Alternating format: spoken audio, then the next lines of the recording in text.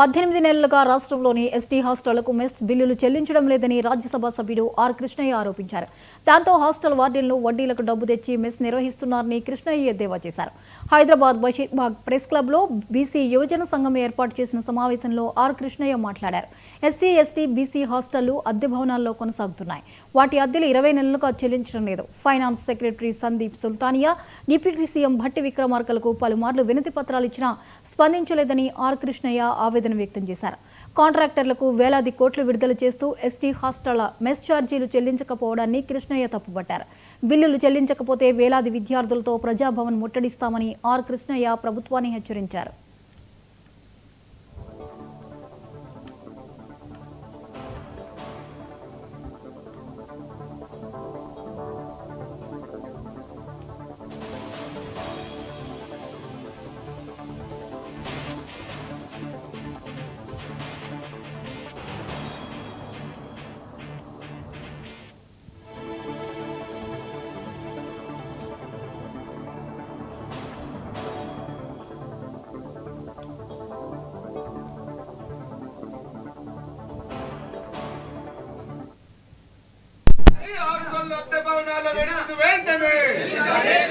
Hostel విద్యార్థుల నోటికాడి బుక్క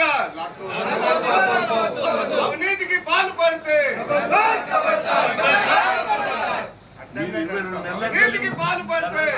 pending పెట్టు. మీకు నిజంగా పౌరుషం ఉంటే, దమ్ము ఉంటే అట్లా చేయి. మీరు కేసీఆర్ను ఓడించేటంత దమ్ము లేకుండా మీ దగ్గర ఈ గెలుపు నిరుద్యోగులు, బీసీ, ఎస్సీలు ఆ ప్రభుత్వంలో తగ్గిపోయారు. అందుకే అందరు బీసీ, ఎస్సీ, ఎస్టీలు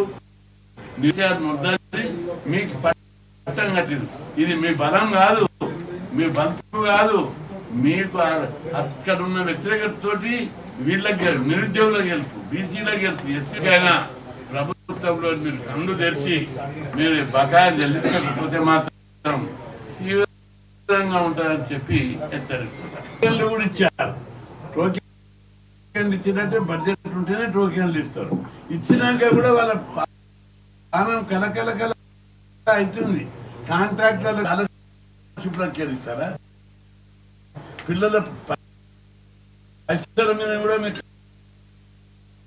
కనబడితే మన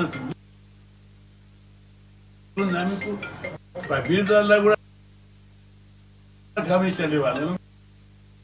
పిల్లలు ఇస్తారు అంటే మాత్రం రాళ్ళు పట్టుకొని వస్తారు.